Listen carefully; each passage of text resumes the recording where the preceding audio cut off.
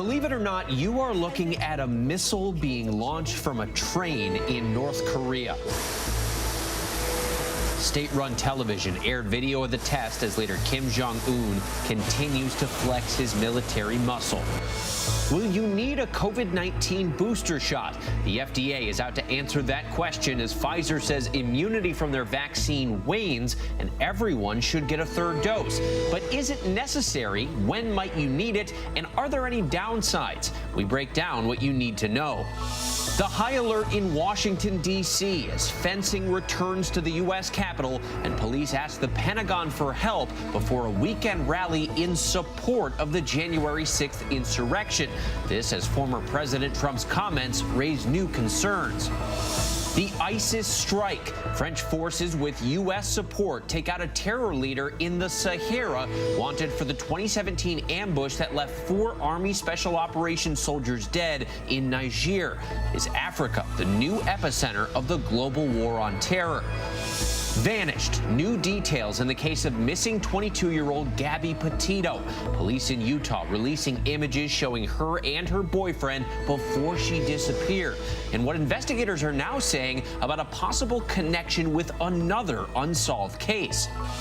Zero gravity. After blasting off into the night, the all-civilian Inspiration 4 crew is now 1 day into a 3-day orbit around the Earth. Wait until you see the view from space.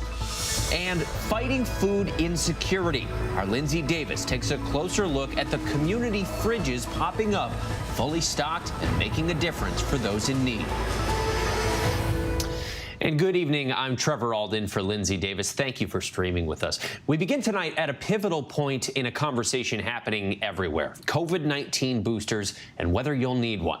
The answer could be one step closer after an FDA panel holds a public hearing tomorrow regarding Pfizer's application for widespread booster shots, not just for those with high risks. Newly released Pfizer data shows waning vaccine immunity over time, and it also knocked down any specific tie to the Delta variant or other COVID variants that we've seen.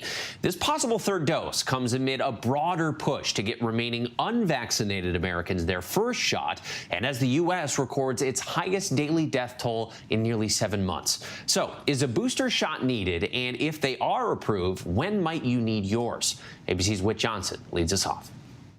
On the eve of that critical FDA meeting on boosters, new data out of Israel indicating an additional Pfizer shot provided 10 times more protection against COVID and severe disease. With the battle over boosters heating up, the director of the NIH saying this latest study turned him from a skeptic to a believer. The people who got immunized back in January, by the time you got to July, their protection would really had started to drop off. And not just against any infection, but even against severe infection. And that's the signal you want to watch for to say, ooh, might be time to do something like a booster. And in Israel, the effect of boosters on people 60 and older even stronger. 12 days after that third shot, the risk of severe infection was reduced by nearly 20 times. But some at the FDA are questioning whether they're truly needed for everyone.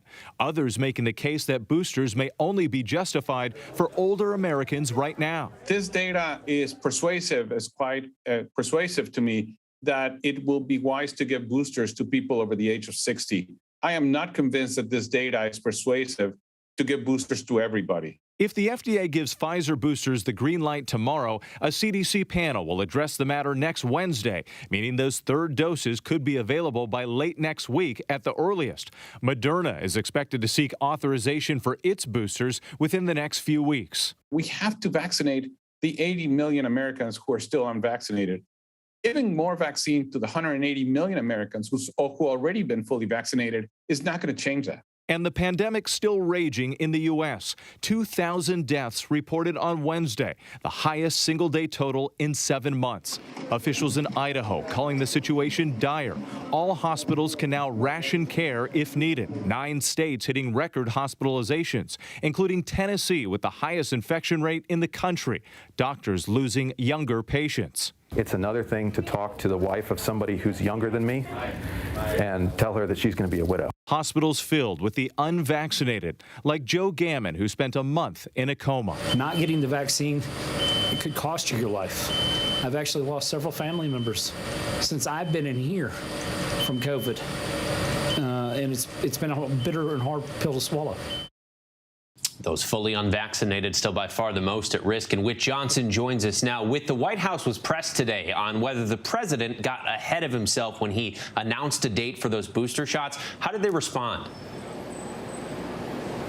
Well, Trevor, the president has faced a lot of criticism about this, and today the White House press secretary defended the plan, saying that 8 top White House scientists backed this plan back in August, predicting that boosters would be needed, of course, pending approval. But we're starting to see the ripple effect across the country. Public health departments are preparing now for a surge in demand right here in New York City. They're planning to have at least 2,000 vaccination sites ready to go, walk-in clinics and public outreach events. But again, all of that pending approval, and we should know more tomorrow. Trevor? I'm sure a lot of people will be eager for that booster. Whit Johnson, thank you.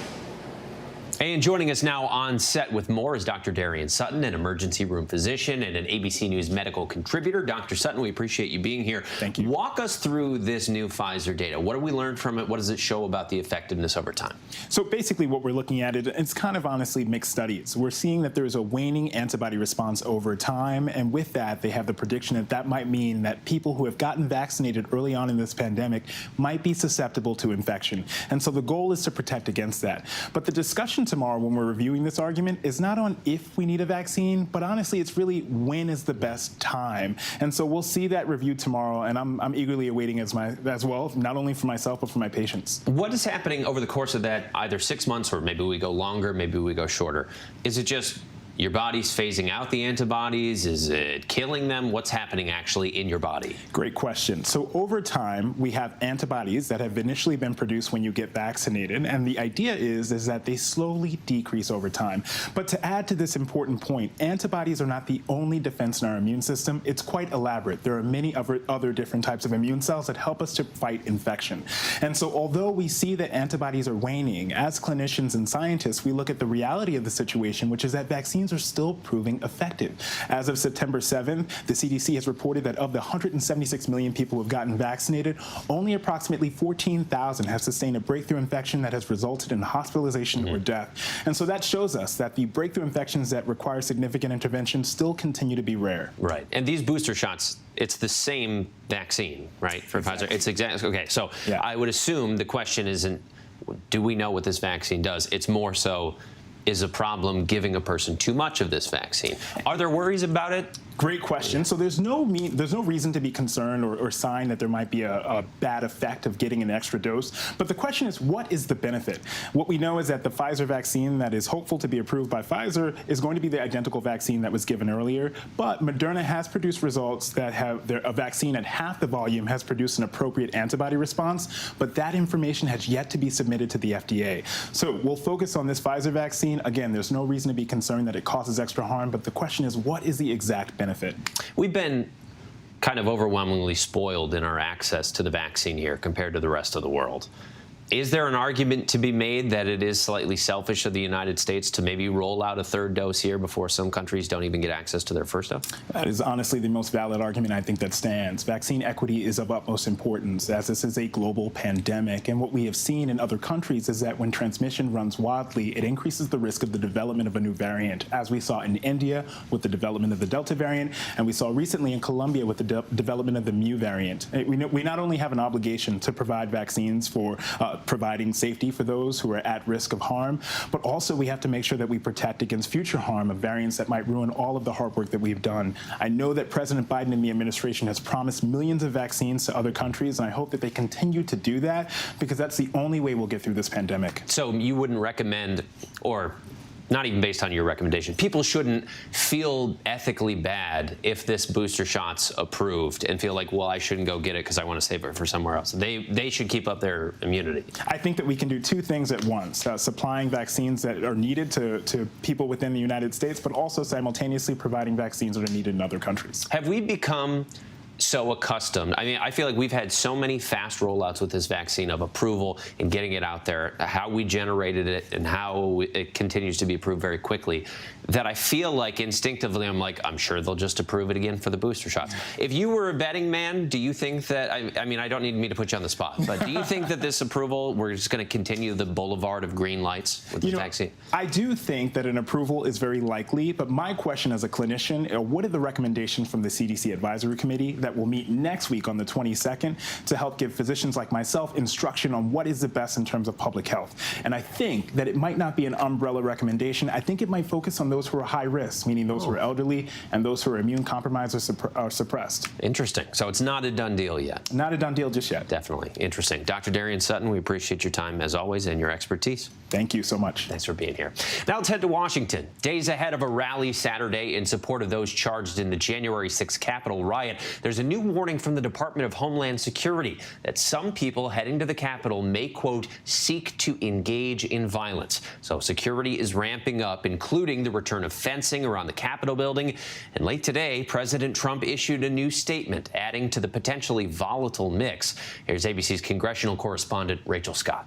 Tonight, the fencing around the U.S. Capitol is back up. Signs around the city saying, if you see someone with a firearm, immediately call 911. Washington bracing for Saturday's rally in support of those charged in the January 6th riot. The Department of Homeland Security tonight issuing a bulletin that people either involved in or opposing this weekend's event may seek to engage in violence. Most Republican lawmakers trying to distance themselves. The Senate's #2 Republican telling the New York Times, there are a lot of clearly angry people who want to march on the Capitol. I haven't talked to a single Republican up here in the Senate that has encouraged or enabled anything like that.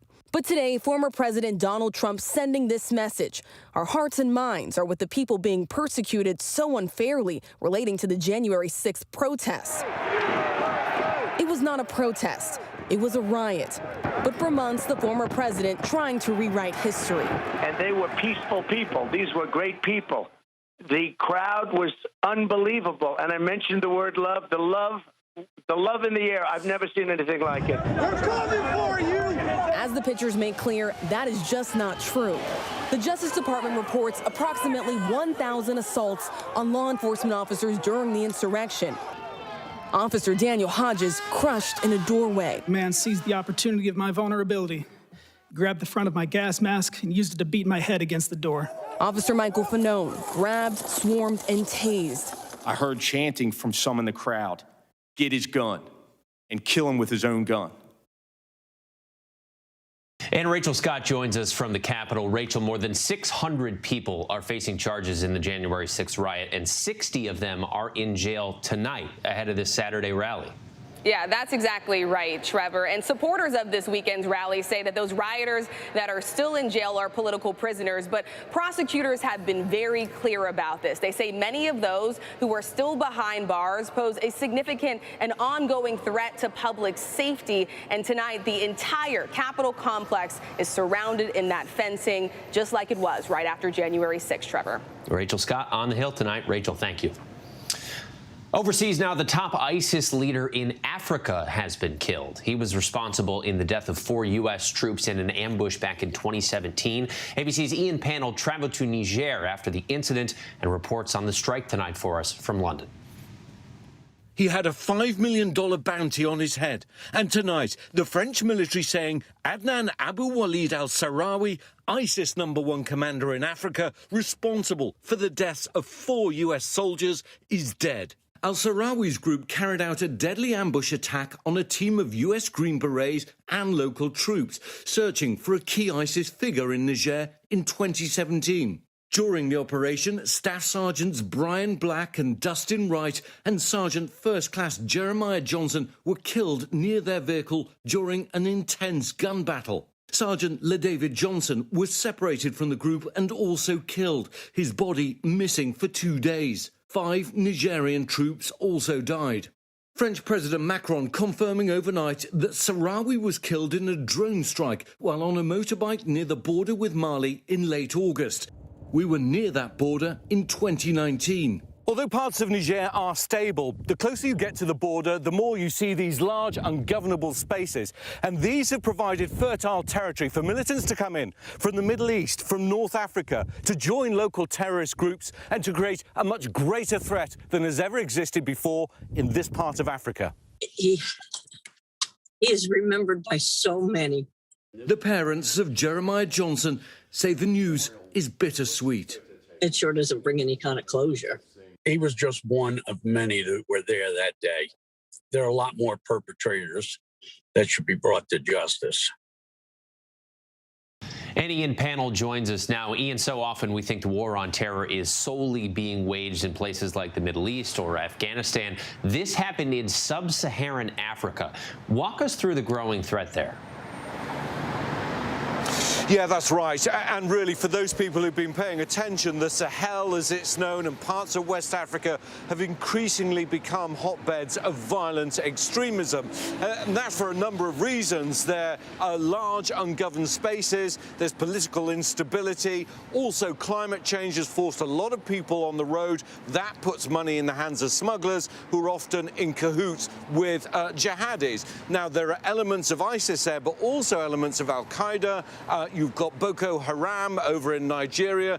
You've also got terrorist groups in Somalia that have attacked U.S. interests, and they are growing and morphing. And those people who pay attention, I was talking to one U.S. military official recently, are deeply concerned about what they see as a surge in violent extremism across the region. And if it's left unchecked, this could represent a problem, at least in the short term, to Europe and the mainland, with people able to smuggle themselves in together with those migrants who are coming across on boats into mainland Europe, but potentially in the long term that could threaten the U.S. homeland as well.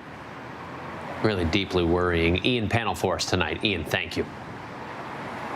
Let's take things up to space now, to the historic all-civilian crew of the Inspiration 4, now 24 hours into their 3-day orbit. They blasted off from Kennedy Space Center last night with the help of a SpaceX Falcon 9 rocket. So, what's the first impression 360 miles above the Earth? ABC's Gio Benitez is in Florida. Tonight, the spectacular views from a mission that may change space travel forever. The all-civilian crew of 4 rocketing into the night, traveling far beyond the International Space Station to an orbit 367 miles above the Earth, the highest anyone has ever flown who wasn't a trained astronaut. People documenting the history-making flight from different perspectives on the ground. That's amazing. It's so cool. It's going right by the moon. One of the things that's remarkable about this flight is that these are everyday people. We can begin to send almost anybody up to the colonies that we hope to develop on the moon and on Mars. Late today, Elon Musk tweeting, "Just spoke with Inspiration 4 crew. All is well." 29-year-old Haley Arsenault is part of the crew and is now the youngest American to ever fly in space. Arsenault testing out zero gravity with a toy dog, a golden retriever like the assistance dogs used at St. Jude Children's Hospital, where she was once a pediatric cancer patient. That is apropos. The crew hopes to raise $200 million to benefit the hospital. An incredible effort after an already incredible achievement. Let's get right to Gio at Kennedy Space Center. Gio, we're 24 hours in now. Has the crew been able to beam back any kind of message from space about their experience? So, Trevor, that's part of the problem, I guess, being 367 miles away from Earth. SpaceX is saying that they do not have the capability to send back live transmissions. They're basically sending little bits of video. So that video of the cupola you saw there looking back on Earth, that is what they saw when they woke up this morning, but that was a video they sent back later on. So we still don't have too much communication, but we know that Elon Musk says he spoke with the Inspiration 4 crew and that they are doing well. Okay, well, we're happy to hear that. Because these are civilians, this is technically a vacation, Gio. So I want to know about the accommodations. I want to know about the creature comforts. What can you tell us about what they're actually experiencing? Are they getting bathroom breaks?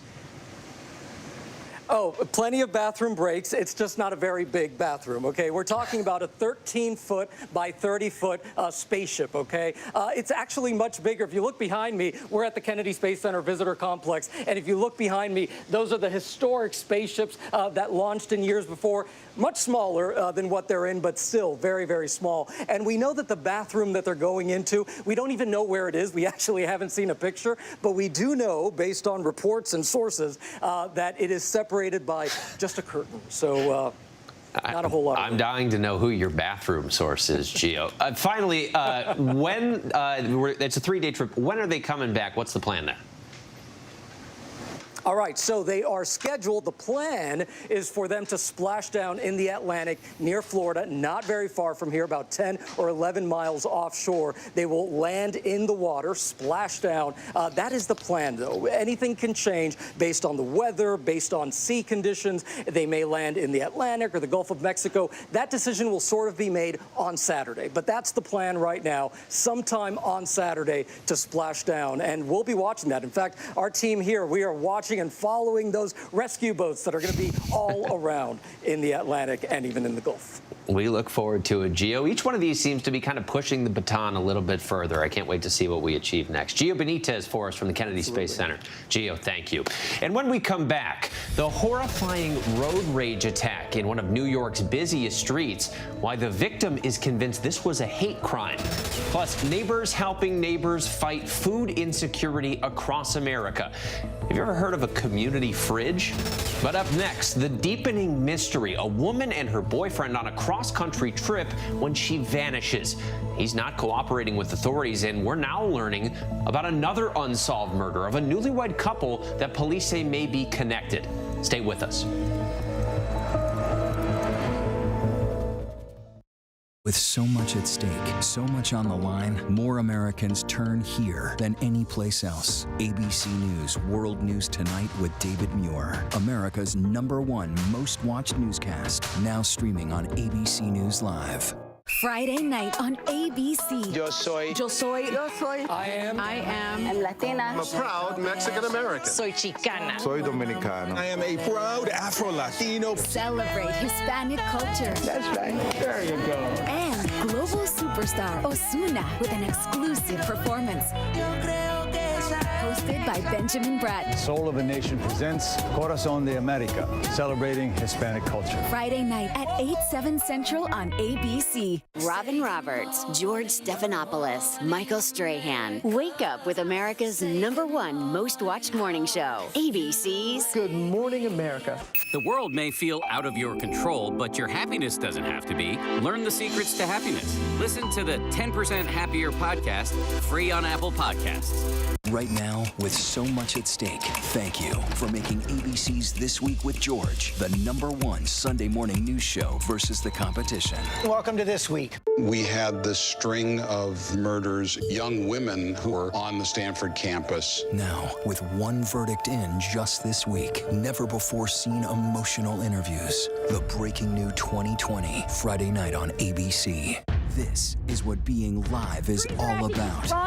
This is ABC News Live. All right, we're going to move back. Let's move back. We're surrounded by people squeezing into this bomb shelter. We're on an urgent delivery run. Not afraid to go there. So my question, Mr. President, what are you so afraid of? Breaking news, live events. This is the moment.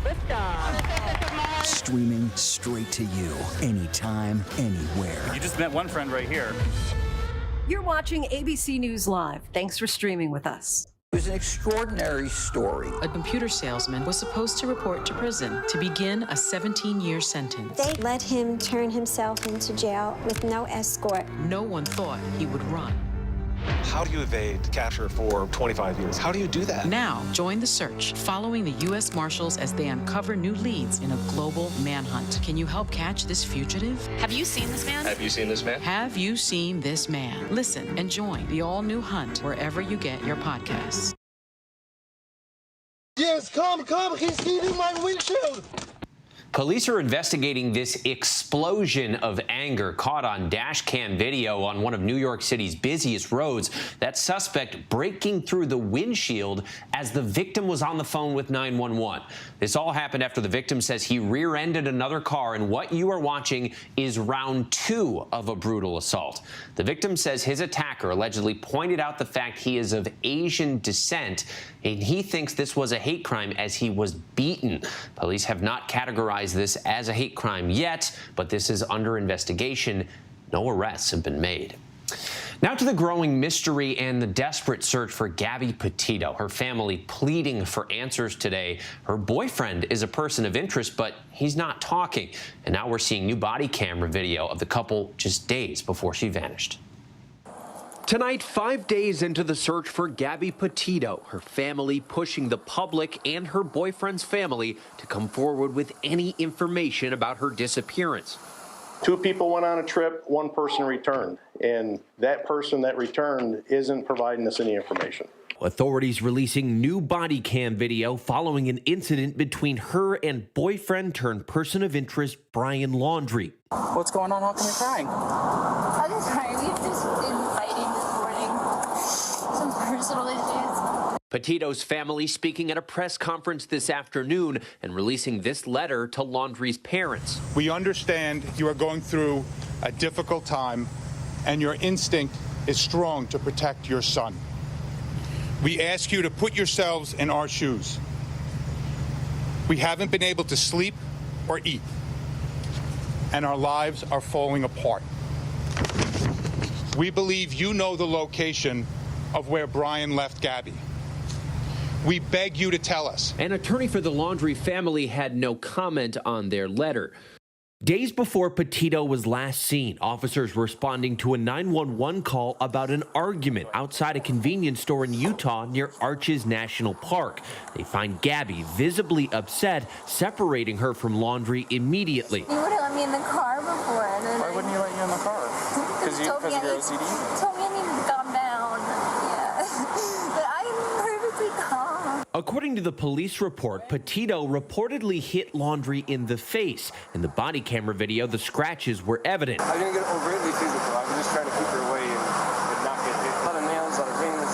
Yeah, you got 3 scratches in your neck. You got 1 on your left side of your face. In the report, responding officers saying the incident seemed to be less of a domestic dispute and more of a mental, emotional health break. Because sometimes I have OCD and sometimes I can get really frustrated. No charges were filed, the two agreeing to separate for the night. Before the Utah incident, leading up to Gabby's disappearance, the couple had been on a cross-country road trip in this white van, documenting their travels on YouTube and Instagram. Brian's stretching, doing some morning yoga. But on September 1st, Laundrie returned to the Northport, Florida home where the couple lived with his parents, with the van, but without Gabby. Details of that road trip, now the key to finding her. All right, what I need from everybody here is help, because the goal is still not met. And that goal is to bring Gabby home safe, all right? And I'm asking for help from everyone here. I'm asking for help everyone at home. I'm asking for help from the parents of Brian, and I'm asking for help of the family members and friends of the Laundrie family as well. Gabby Potito was last seen August 24th, checking out of a hotel with Laundrie in Salt Lake City, Utah. Her mother says the next day was the last time she spoke with Gabby, who told her they were in Grand Teton, Wyoming, on their way to Yellowstone. We need to know exactly where he was, where she was, their last locations. Investigators say they tried to talk with Laundrie Saturday. His attorney doubling down in a statement saying Mr. Laundrie will continue to remain silent on the advice of counsel because they believe that regardless of whether he had anything to do with the disappearance, any statement made will be used against you. Today, Gabby's father, Joseph, pleading for help from the public and the Laundrie family. Whatever you can do to make sure my daughter comes home, I'm asking for that help. There's nothing else that matters to me now. This girl right here, this is what matters. That is it. Anything else, it comes second to this. It's a case that's really captured the attention of the entire country. So for more on this developing investigation, I am joined now by former FBI agent and ABC News consultant Brad Garrett. Brad, thanks for being here. The FBI has now confirmed they're working on the Gabby Potito disappearance. This is such a broad case. You got the boyfriend who's a person of interest not cooperating in Florida. There's no sign of Gabby in maybe Utah or Wyoming or somewhere else that we don't know. So what do investigators do right now to build a case like this? So if they can find out exactly a timeline, so to speak, as to where Brian and Gabby have traveled, who have they interacted with, is there any CCTV at a hotel, at a convenience store, at a gas station that might suggest a direction of movement? Because Trevor, what you just described is a broad territory of potential places, assuming that Gabby has been harmed, where she might be. And so you're going to start with that. You're going to look for witnesses, in other words, places they stayed, etc., to see if they can pick up bits and pieces of information. Did somebody hear them arguing? Who have they talked to on the phone? What does Brian's cell phone show as far as movement and who he's talked to? I mean, I'll tell you, I've worked a lot of missing persons cases. You got two red flags in this case. One is the boyfriend, Brian, didn't report her missing, and he's not cooperating with the police. I mean, who does that if it's somebody you care about? I mean, I think everybody understands the red flags that are waving pretty distinctly in this case. This morning on Good Morning America, a police chief in Florida was asked if they were going to maybe get a search warrant for Brian Laundrie, the boyfriend's home, and the chief said no because they don't have a crime. Now, you talked about the assumption that maybe Gabby was harmed, but we don't know that yet. What does the fact that this is a missing persons case and not a criminal investigation, how does that tie the hands of investigators? Well, it actually doesn't. The only thing that ties your hands ever, Trevor, is evidence or suspicion or anything of sufficient probable cause that would allow you to maybe get a search warrant to check Brian's phone. Gabby's phone might be easy enough just through the cooperation of her family to see what her phone may tell you. So that's what you have to look at in this case. The other I suppose, aspect of this case is it tied to any other cases? Because if, in fact, you could do that, it could potentially give you more information as to direction, movement, activity, etc. I mean, you mentioned maybe tied to another case. Authorities in Utah say they are looking into a possible connection between Gabby's disappearance and this other double homicide involving two newlyweds that were found fatally shot in the area near where Gabby and her boyfriend were traveling before she disappeared back in August. Now, maybe there is a connection, maybe there's not one. How does a kind of lead like that shape an investigation like this? So can you place, if you're the investigators, Gabby and Brian in proximity of these two females that were brutally killed? Did they meet in a town in Moab or someplace else? Were they in the same store together or at the same campsite? The two female victims apparently commented about some quote-unquote creepy guy around. Have the police been better able to develop that through interviewing people? Maybe if you're in a park, CCTV is probably not realistic. However, entrances and exits into parks tend to have gas stations, 7-Elevens, etc., and there might be a piece of information there. So do they link up? To your point, we just don't know that. But if, in fact, they did, it really will give you another large chunk of potential information to further figure out what happened to Gabby. A lot to look into, but there does appear to be a substantial effort underway. Brad Garrett, thank you for your time. You're welcome. And still ahead here on Prime, the prominent South Carolina attorney turning himself in, accused of trying to stage his own murder. Who's the next host of Jeopardy, at least for now? And the major warning about the global benchmarks everyone is missing on climate change. We're taking a look by the numbers. But first, our tweet of the day. Elton John announcing he was forced to postpone his anticipated concert after a fall. We're certainly sending him good thoughts tonight.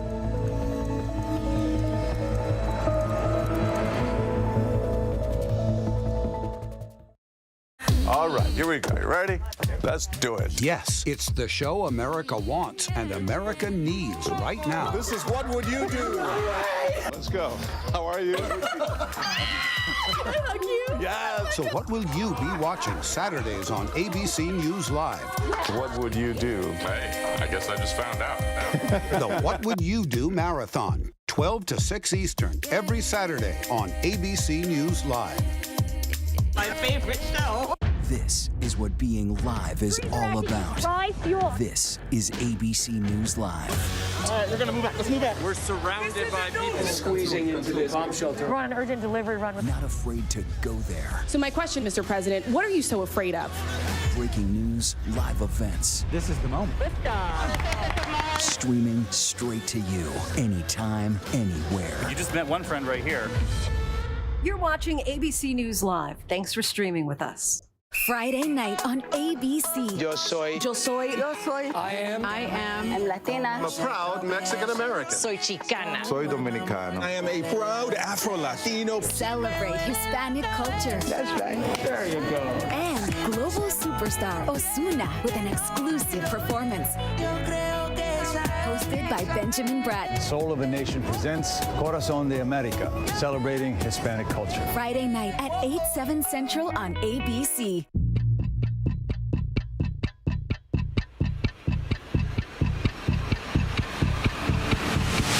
Hours, Assault on the Capitol, the ABC News original, exclusively on Hulu, now streaming. With so much at stake, so much on the line, more Americans turn here than any place else. ABC News World News Tonight with David Muir, America's #1 most watched newscast, now streaming on ABC News Live. The world may feel out of your control, but your happiness doesn't have to be. Learn the secrets to happiness. Listen to the 10% Happier podcast, free on Apple Podcasts.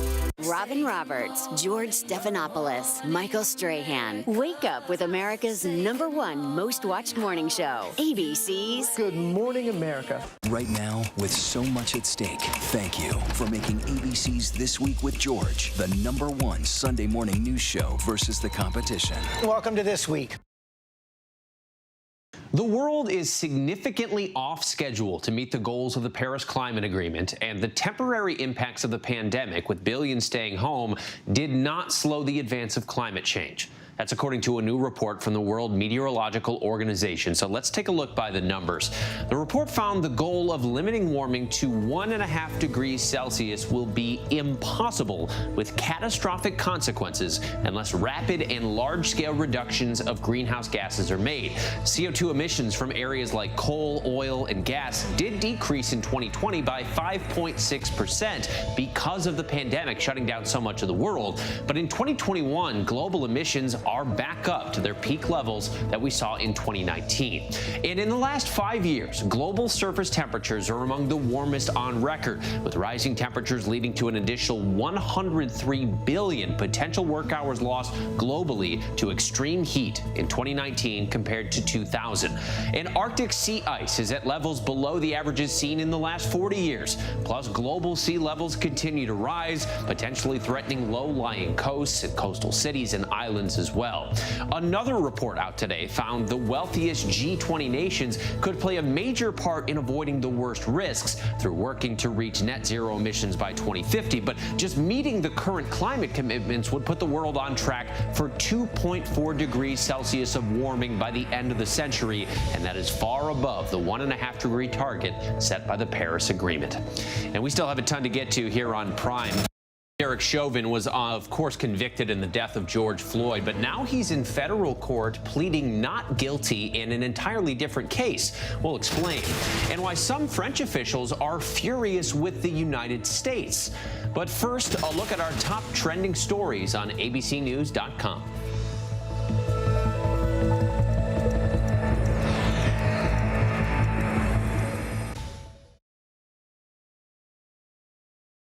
World News Now. And America This Morning. The best new video. The breaking news overnight. Emergency crews called to the town of Surfside. U.S. airstrikes hitting targets in Iraq and Syria. The stories people are talking about. You don't want to shave your legs? Don't. I was going to say. Oh my. Got it. And what to expect in the day ahead. ABC World News Now and America This Morning. Starting at 2 a.m. Eastern. Up all night to keep you up to date. It was an extraordinary story. A computer salesman was supposed to report to prison to begin a 17-year sentence. They let him turn himself into jail with no escort. No one thought he would run. How do you evade capture for 25 years? How do you do that? Now, join the search, following the U.S. Marshals as they uncover new leads in a global manhunt. Can you help catch this fugitive? Have you seen this man? Have you seen this man? Have you seen this man? Listen and join the all-new hunt wherever you get your podcasts. The world may feel out of your control, but your happiness doesn't have to be. Learn the secrets to happiness. Listen to the 10% Happier podcast, free on Apple Podcasts. Right now, with so much at stake, thank you for making ABC's This Week with George the #1 Sunday morning news show versus the competition. Welcome to This Week. This is GMA3, what you need to know. GMA3. A third hour of Good Morning America in the afternoon. It's all about you. Lunchtime on ABC. This is what being live is all about. This is ABC News Live. All right, we're going to move back. Let's move back. We're surrounded by people squeezing into this bomb shelter. We're on an urgent delivery run. Not afraid to go there. So my question, Mr. President, what are you so afraid of? Breaking news, live events. This is the moment. Streaming straight to you, anytime, anywhere. You just met one friend right here. You're watching ABC News Live. Thanks for streaming with us. We had this string of murders, young women who were on the Stanford campus. Now, with one verdict in just this week, never before seen emotional interviews. The Breaking New 2020, Friday night on ABC.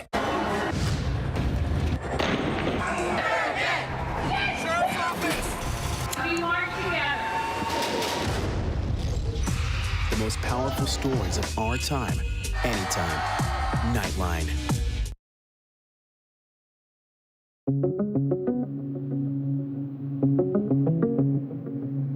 An FDA panel is expected to meet Friday to decide whether to recommend Pfizer's booster shots beyond those who are immunocompromised. Pfizer makes the case a third booster shot is needed for those 16 and older, about 6 months after receiving the second dose. The Biden administration initially said that boosters would be available on September 20th. That looks like it's going to be delayed because another step in this process goes through a CDC panel that doesn't meet until next Wednesday. So boosters likely won't be available until the end of next week at the earliest, if approved.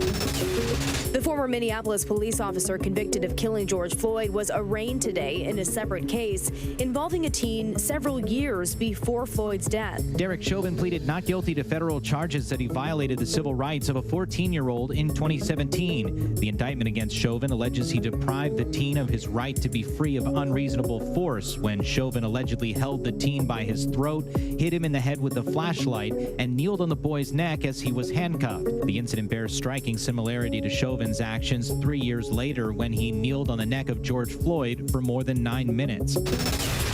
Arrests in Germany warding off what police say was a possible attack targeting a synagogue. German police arrested 4 people on Thursday, including a teenager who were allegedly planning to attack a synagogue on the holiest day in Judaism, Yom Kippur. Police have not yet commented on local reports that the 16-year-old arrested is a Syrian national. German Justice Minister Christina Lambrecht said it is intolerable that Jews are again exposed to such a horrible threat.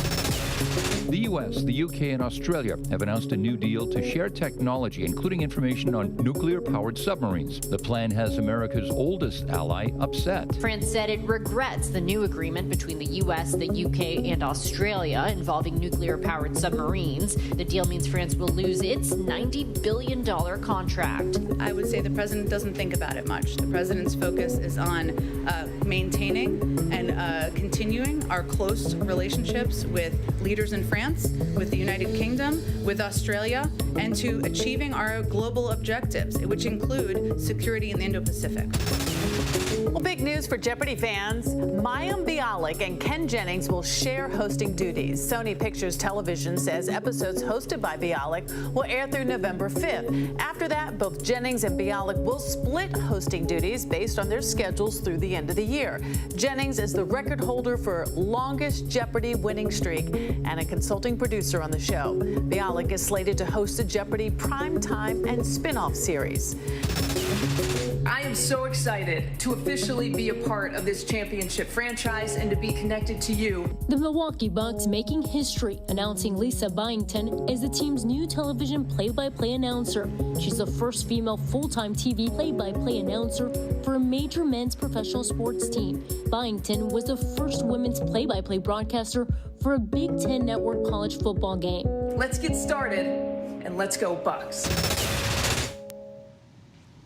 Welcome back, and it's hard to keep up with this next case. Prominent South Carolina attorney Alex Murdaugh surrendered to authorities after police say he allegedly staged his own murder as part of an insurance fraud scheme.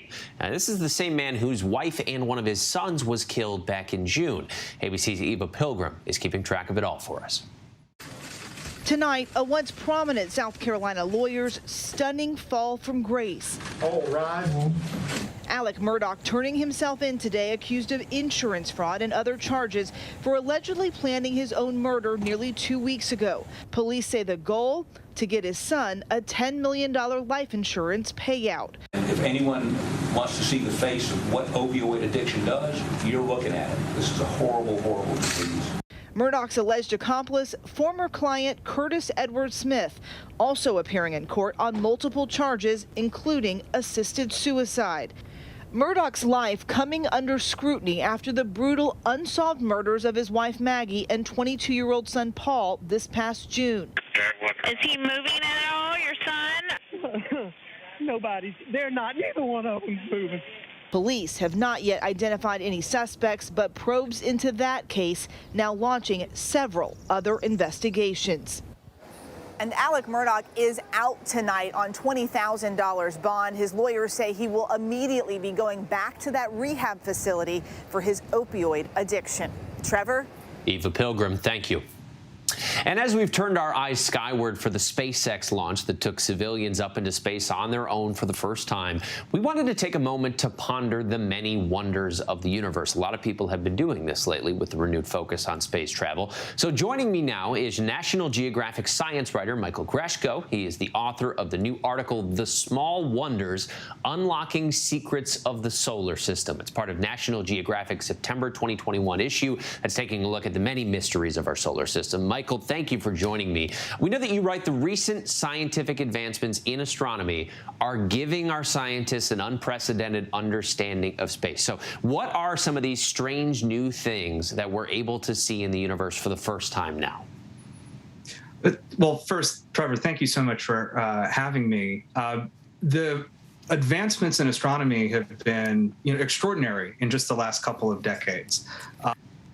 We have been able to peer farther into the universe and further back into the universe's past than ever before. We've been able to see really extraordinary things, such as the first gravitational waves, these ripples in space-time. Wow. The first images of a black hole silhouette. But closer to home, we're also making so many discoveries. As of right now, there's slightly more than 1.1 million known objects in the solar system. There's likely trillions more, but those are the ones we've seen, we observed. We've seen 90% of those for the first time since 2000. Oh, wow. And in the next decade, we're going to be adding 6 million more to that. And a lot of that's coming on the small end of things, small asteroids, comets, But these little worlds, even just those hundreds of feet wide, can tell us so much about the origins of the solar system and how it changed to where we find it today. You talked about how this can reveal all sorts of information about our origins. What are we learning, and how are we learning it that way? Yeah, that's a great question. I mean, we can learn so much about how our star, the sun, and how our solar system fits in among the thousands of star systems with exoplanets. At this point in time, we've identified more than 4,500 planets orbiting other stars, within the Milky Way. So we can really start to get a sense of how our home compares to all of the other planetary systems in the galaxy that we can see. And one really important way of doing that is by studying and exploring and sampling asteroids and comets and a lot of these smaller bodies, because unlike Earth, which has a very active geology, and unlike the other planets, these smaller pieces are more pristine. They've gone through less geologic activity.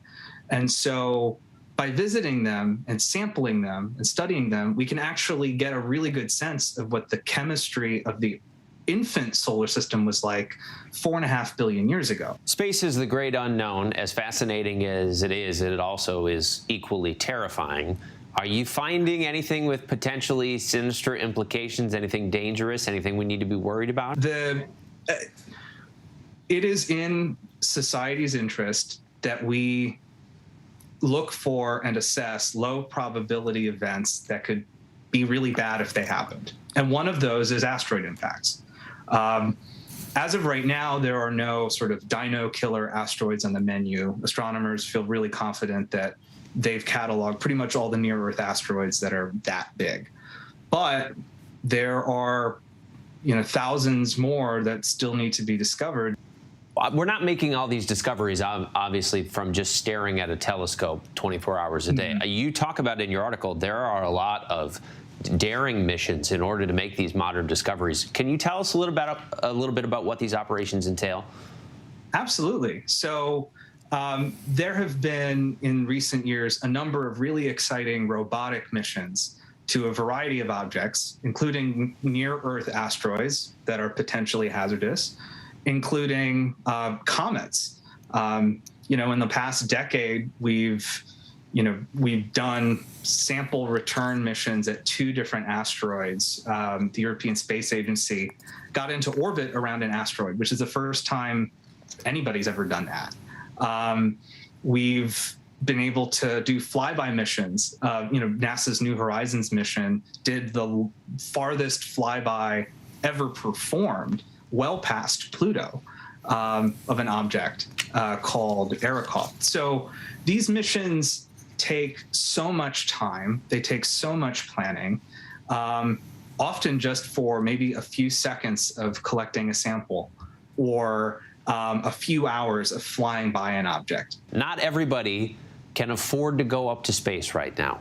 If you are among those, adults, children alike, National Geographic, we know, they have an interactive map for space exploration. Can you tell us some of the resources that are available for people who are at home, who are trying to learn more about the solar system without having to befriend a billionaire? Well, absolutely, yes. National Geographic has, in its print magazine, which always is over here. In its print magazine, we have a full supplement, really rich information. We have an online interactive. We've got all sorts of resources on our website for people who are curious, want to learn more about the solar system. We're living in a really exciting time right now, in a fast-changing era of discovery. We've come a long way from just debating whether Pluto was a planet. Michael Greshko of National Geographic. Michael, we appreciate your time. Thanks so much for your insights. Yeah, thanks so much for having me, Trevor. And next tonight, we all remember those troubling images during the early part of the pandemic, with hundreds of cars lined up at food banks in cities across the country as the pandemic exposed the ugly reality of food insecurity for so many families. Well, that need hasn't gone away, but neither has the generosity of communities coming together to help feed their neighbors. And in New York City, one grassroots organization helped spark a movement of community fridges filled daily with free food to help fight hunger at the neighborhood level. It started with a single fridge on a Brooklyn sidewalk, but now there are hundreds across New York and in cities around the country. And our Lindsay Davis takes a look in tonight's America Strong. Nothing in the freezer, right? No, nothing. May 18th is always a difficult day for Selma Raven. 8 years ago, her 21-year-old son, Michael, a passionate health food advocate known for his "no one should go hungry" mantra, passed away. Today, Selma finds herself honoring his memory by doing what he loved most, feeding their neighbors in the Bronx. He was a catalyst for this, but what's running it now is the neighborhood, the people, and really the whole community behind it. Selma, along with her partner Sarah, started what they believe was the first community fridge in the Bronx just as the pandemic began. Every day for the past year and a half, they spend time stocking a curbside fridge full of fruits, vegetables, sandwiches, and other essentials, all free of charge, thanks to local donations. It's people in the neighborhood, it's pantries nearby, it's larger organizations once in a while saying, hey, we've got some extra food. We've gotten a farm to come on, and now they're doing drops once a week, bringing large quantities of food from organic farms upstate. It's all about feeding the need, and the need is great. Just as quickly as the food is delivered, it seems to disappear. Selma and Sarah estimate their fridge alone is feeding 220 people a day, with neighbors volunteering to help keep the pantry stocked around the clock and facilitate donations. In Brooklyn, Beatriz Perez and the taxi cab service she works for are running an operation of their own. See it, it's just a plain office, and then we set up the tables. Her boss noticed community fridges popping up on social media. She says their Phoenix fridge is helping more than 1,000 local families get meals weekly. We lost a lot of drivers. They passed away because of COVID. So we saw the need for our tenants. It's given us a different meaning of life. We've become very family-based with many people who come for food. Bronx-based artist Laura Alvarez has taken note of that new meaning of life, all because of Selma's friendly fridge. I think I've seen the change in the culture. Like before, you didn't matter if 2 apples will go to waste in your place, but now instead of letting go to waste, you bring them to the fridge, you leave them there, and maybe there's something that you might want to get. Laura has painted designs on 12 different fridges now, illustrating the message behind their mission. Take what you need, leave some for others, coge lo que necesites, deja algo para los demás. That was something that we decided to write on the shed and on the fridge, because when we started, it was basically free food, and that was creating some issues on people coming and just taking the whole fridge. So we decided to word it a little different, and that way it's been working pretty well. The concept has worked so well that locally sourced community fridges have spread throughout New York City amid the pandemic, thanks in large part to In Our Hearts NYC, a grassroots organization that helps connect fridges and food suppliers with hosts through social media. The group has had a part in setting up fridges outside bodegas and apartment buildings in every borough and has now expanded their reach to help other communities battling food insecurity. Chicago, Nashville, Los Angeles, and Miami, just to name a few. And the need continues to grow. Our estimates are more than 60 million Americans reached out and got support from the charitable food sector in this country during the pandemic. We continue to see elevated levels, and the challenges we faced were just the sheer demand, the levels of need out there. There are certain fridges where as soon as we drop off food, within an hour, it's empty. They'll see our cars pull up and then immediately grab everything. So many people are displaced. I just believe that we as a community can help each other, and we have all the power to. This is a Band-Aid to a very big problem within the country. There's a real systemic issue in this. Living in this country of America, we have an abundance of resources, and everyone should have access to food, no matter what their situation is. And while many fridges are finding creative ways to keep their help-yourself pantries stocked, most lack the resources to truly solve food insecurity in their neighborhoods. We've never received any funding. We sit for hours applying for grants. This is a genuine interest. Even though you see this food now, it'll be gone in about 30 minutes. And fridges all over. We need like trucks, we need transportation. We need agencies understanding that there is a real need. Why do we need to go through all these like red tape to get funding? But Selma and Sarah say they'll keep on pushing to try to combat food insecurity at the neighborhood level, continuing Michael's mission with each meal. I think he would be very proud of us. He was a big believer in, together we can really make a big difference. Neighbors helping neighbors. Unbelievable what so many people can do. Thanks to Lindsay Davis. And before we go tonight, the image of the day, a single man walking a crosswalk in the deserted city of Jerusalem. The city appears empty outside as today is Yom Kippur, the Jewish Day of Atonement, the holiest day in the Jewish calendar. And we hope everyone who observed the day had an easy fast. That's our show for this hour. Stay tuned to ABC News Live for more context and analysis of the day's top stories. And thank you for streaming with us.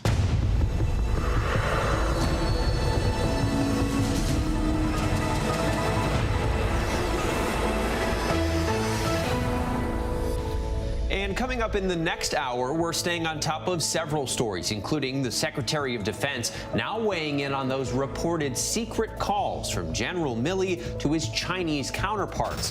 Plus, the latest on the disappearance of Gabby Potito. Her boyfriend, Brian Laundrie, is a person of interest, and now his sister is speaking out. What she had to say about the search when we come back.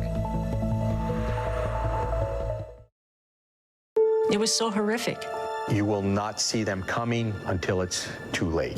We had this string of murders, young women who were on the Stanford campus. How could this thing happen at Stanford in a church?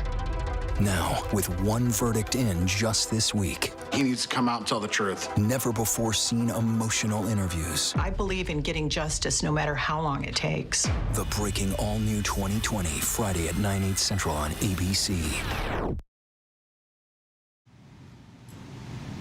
Good evening, I'm Trevor Ault. Thank you for streaming with us. We're monitoring several developments here at ABC News at this hour. There's a new wildfire threat, and it has put some of the oldest life in our nation in jeopardy. More than 300 firefighters are on the ground trying to protect the ancient sequoia trees in the national park in California. Residents and the park's headquarters have already evacuated. Secretary of Defense Lloyd Austin says he has confidence in General Milley. As you can imagine, this was in response to a question he got about the new reporting from the Woodward Costa book that claims Milley called his Chinese counterparts after becoming concerned about former President Trump's behavior after he lost the 2020 election. And Bloomberg is reporting tonight Jay-Z and Damon Dash, the co-founders of Rockefeller Records, are embroiled in a legal fight over NFTs, specifically whether Jay-Z's debut album Reasonable Doubt should be an NFT, and also who owns the rights to it. The suit is being closely monitored as courts begin to grapple over this exploding new market.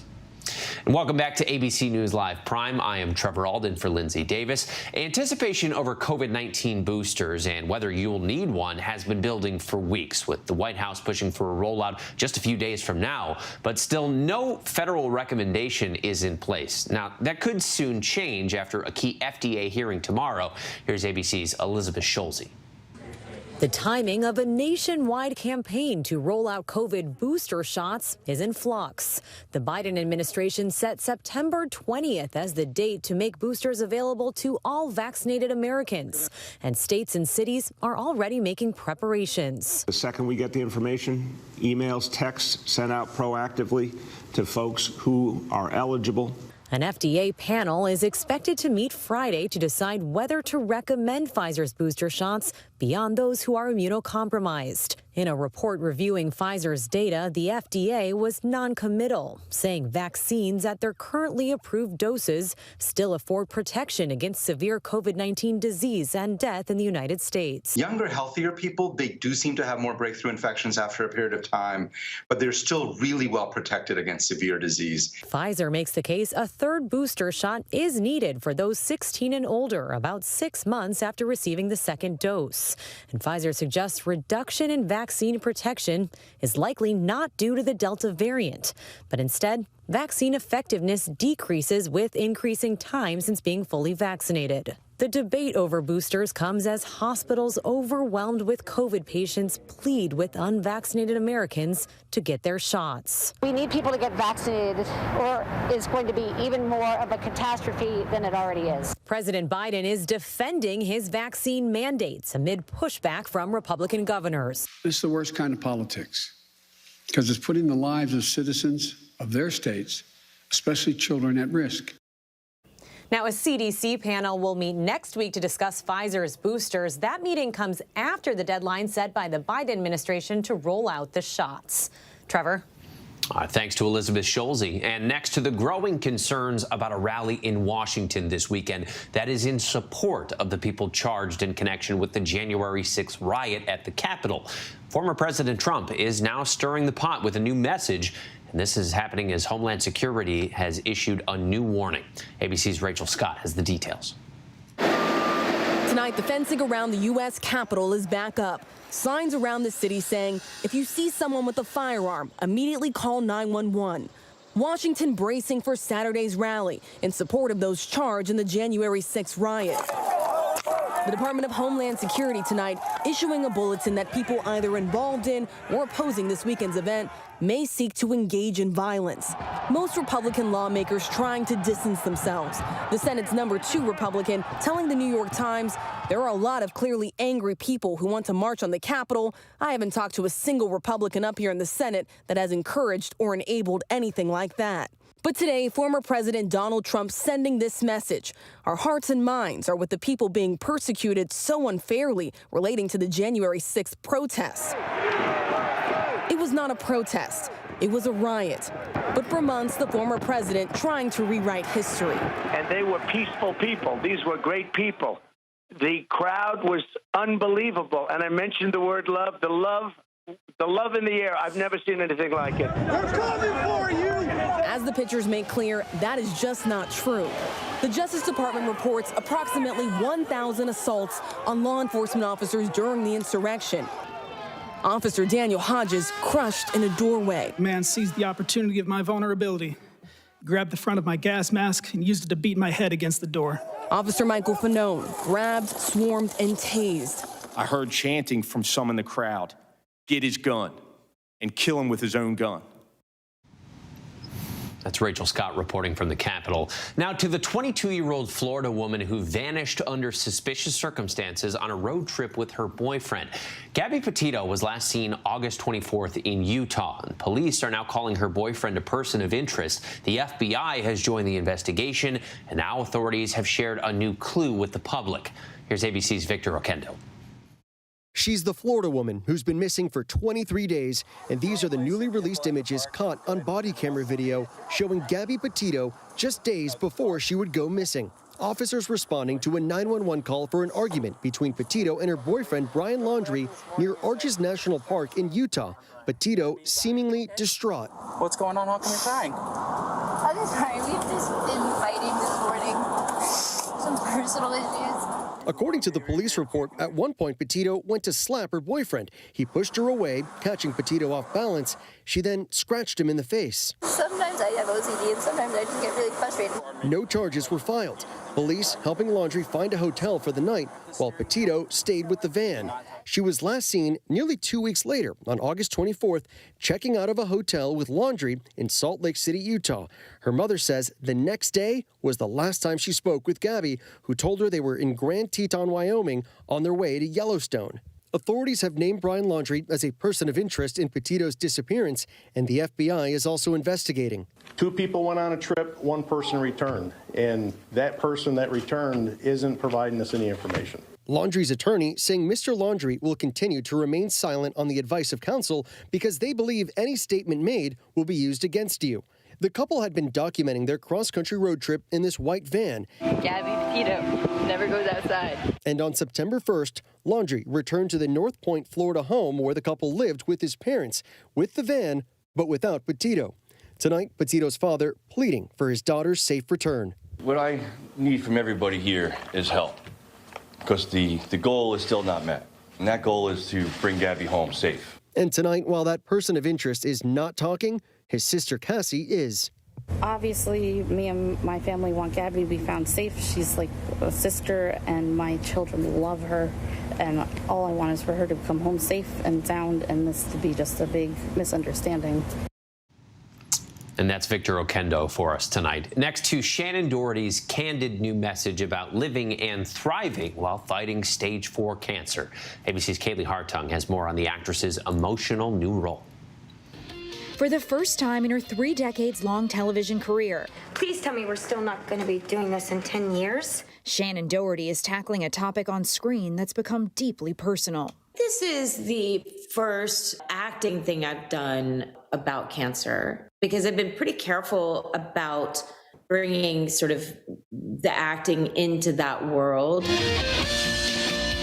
The 90210 alum fighting stage 4 breast cancer and determined to be a voice of strength. I feel like I have a responsibility to talk about cancer and to perhaps educate people more, to let people know that people with stage 4 are, very much alive and very active. Doherty discussing her upcoming Lifetime movie List of a Lifetime on a virtual panel. What do you think about a bucket list? The film a chance to explore the realities of living with cancer. How long? Doherty first received her stunning diagnosis in 2015, documenting much of her journey on social media. 2 years later, the good news that she was in remission. But in February 2020, Doherty revealing on GMA that her fight wasn't over. It's going to come out in a matter of days or a week that I have stage 4. So my cancer came back, and that's why I'm here. When you tell people that you have stage 4 metastatic breast cancer, everything changes. The way people treat you changes. The way people look at you changes. Yeah, I mean, they look at you like you're dead man walking, basically. Now 50 years old, Doherty is refusing to let cancer define her. In my very close-knit quarters, it doesn't really come up. My husband says that you would never know that I had cancer. I don't ever complain. I don't really talk about it. It's just part of life at this point. That's Kaylee Hartung reporting. And last night, we watched the dramatic liftoff of Inspiration 4 going up into the stars with civilians on board. But what is that all-civilian crew now doing up there in space? ABC's Gio Benitez has more. Tonight, the spectacular views from a mission that may change space travel forever. The all-civilian crew of 4 rocketing into the night, traveling far beyond the International Space Station to an orbit 367 miles above the Earth, the highest anyone has ever flown who wasn't a trained astronaut. People documenting the history-making flight from different perspectives on the ground. That's amazing. That's so cool. It's going right by the moon. One of the things that's remarkable about this flight is that these are everyday people. We can begin to send almost anybody up to the colonies that we hope to develop on the moon and on Mars. Late today, Elon Musk tweeting, just spoke with Inspiration 4 crew. All is well. 29-year-old Haley Arsenault is part of the crew and is now the youngest American to ever fly in space. Arsenault testing out zero gravity with a toy dog, a golden retriever like the assistance dogs used at St. Jude Children's Hospital, where she was once a pediatric cancer patient. That is apropos.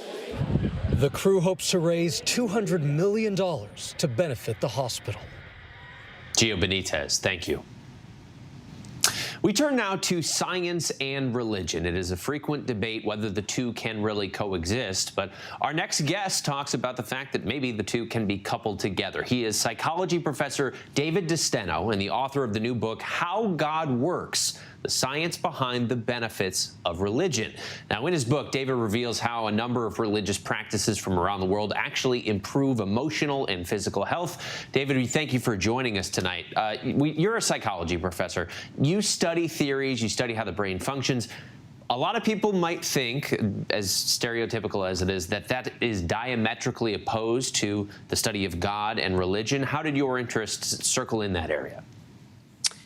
I'm just following the data. And if you look at the data, people who regularly take part in religious services and practices tend to live longer, healthier, and happier lives. What I want to know is why. Now, there's a subtle point there that's easy to miss. It's not saying that you believe in God that matters. It's actually taking part in the daily or weekly rituals and practices of a faith that really does the heavy lifting. That's what predicts healthier and happier lives. And what that suggests to me is that those spiritual practices can be tools, and tools that might be adapted.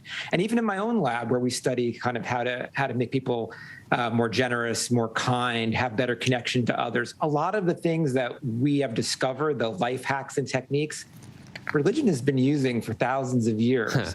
And so what I'm suggesting is, let's look for what else is out there that might benefit us if we work together. I'm sure that could go in a lot of different directions, but do you think it's the routine? Is it the example of thinking about something larger than yourself? Have you been able to pinpoint what it is?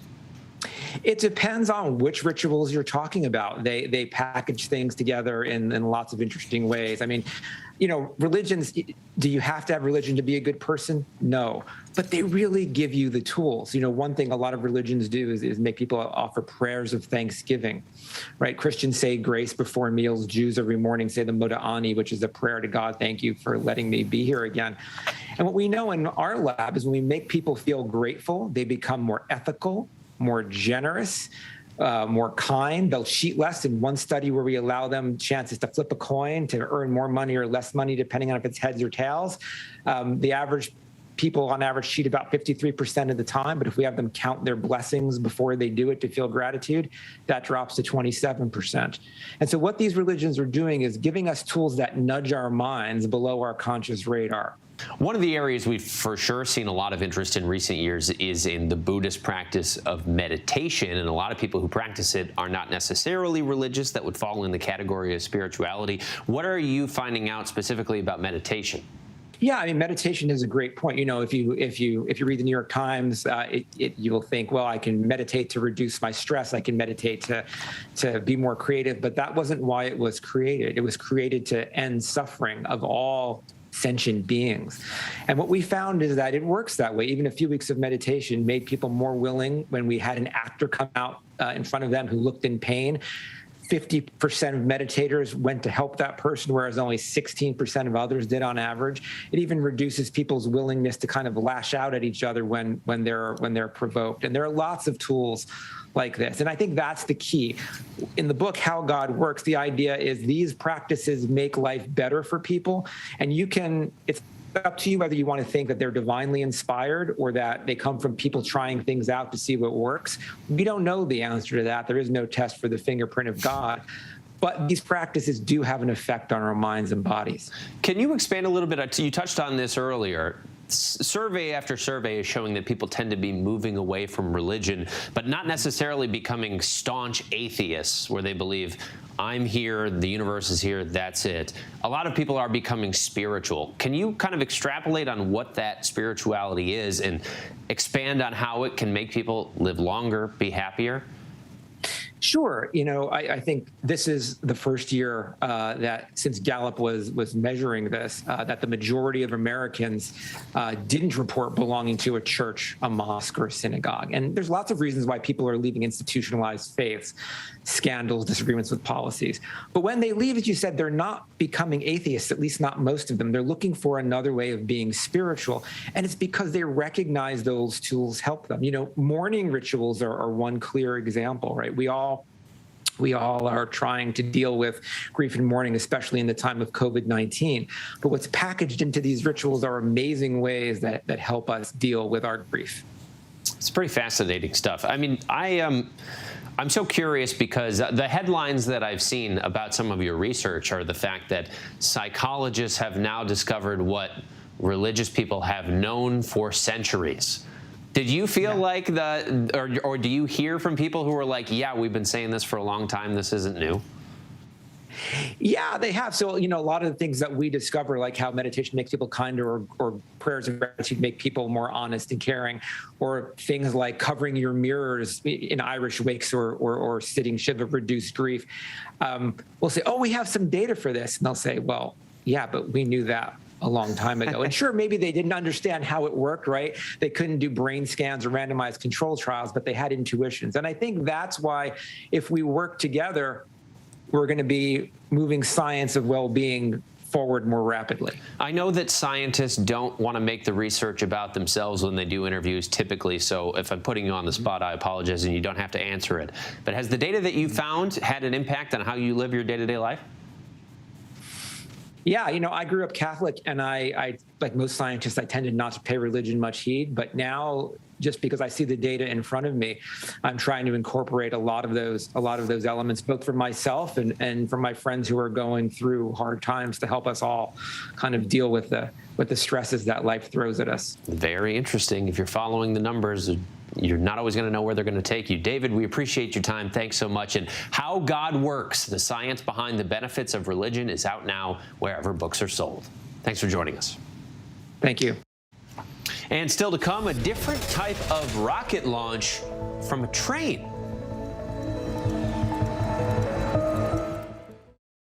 It's an extraordinary story. A computer salesman was supposed to report to prison to begin a 17-year sentence. They let him turn himself into jail with no escort. No one thought he would run. How do you evade capture for 25 years? How do you do that? Now, join the search, following the U.S. Marshals as they uncover new leads in a global manhunt. Can you help catch this fugitive? Have you seen this man? Have you seen this man? Have you seen this man? Listen and join the all-new hunt wherever you get your podcasts.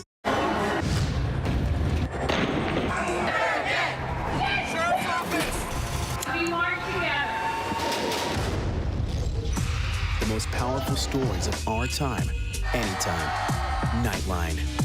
We had this string of murders, young women who were on the Stanford campus. Now, with one verdict in just this week, never before seen emotional interviews. The breaking new 2020, Friday night on ABC. Friday night on ABC. Yo soy. Yo soy. Yo soy. I am. I'm Latina. I'm a proud Mexican-American. Soy Chicana. Soy Dominicano. I am a proud Afro-Latino. Celebrate Hispanic culture. That's right. There you go.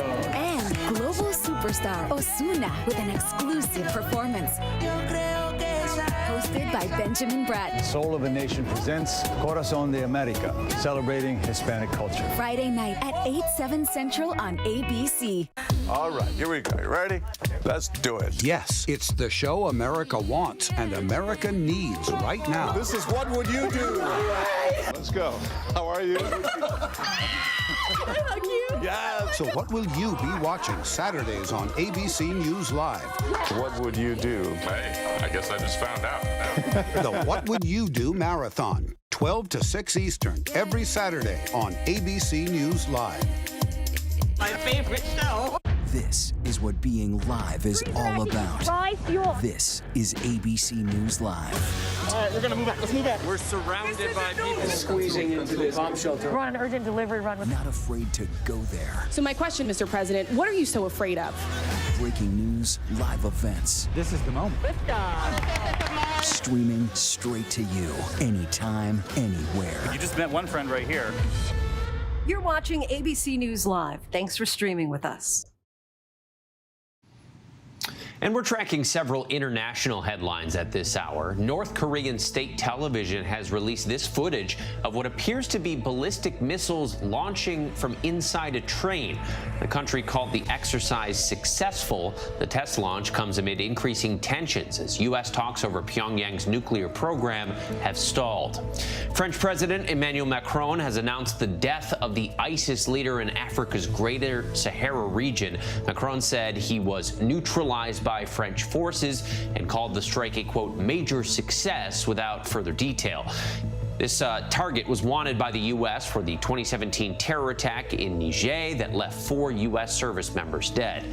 The Italian government is set to enforce some of the strictest COVID-19 safety measures in the world, requiring all workers, public and private, to either show proof of vaccination, proof of a negative test, or proof of recent recovery from the virus. The rules go into effect October 15th. Workers who fail to meet those requirements could face suspension without pay or fines up to 1,500 euros. And finally tonight, the man determined to make 10,000 new friends. Will Gans has the story. Rob Lawless is a man on a mission to turn 10,000 strangers into friends. Since 2015, Rob's spending 1 hour of one-on-one time with goat farmers in Virginia, frat bros in Hawaii, and yogis in New Jersey. I met 3,259 people in person.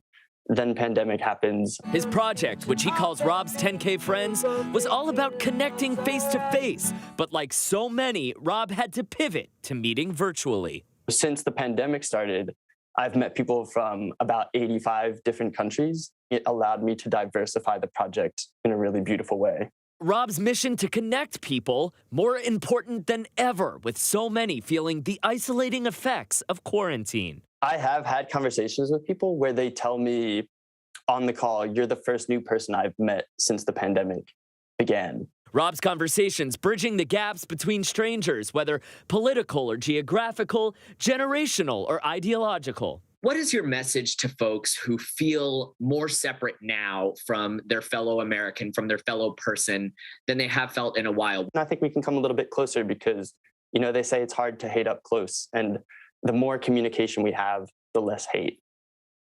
That just gave me goosebumps. You probably can't see via Zoom, but... Rob's message that he's now shared with 4,553 strangers turned friends. Truly America strong.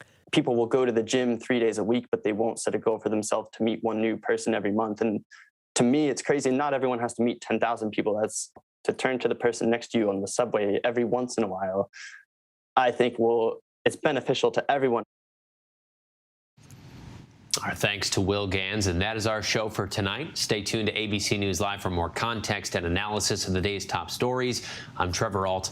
Thank you for streaming with us.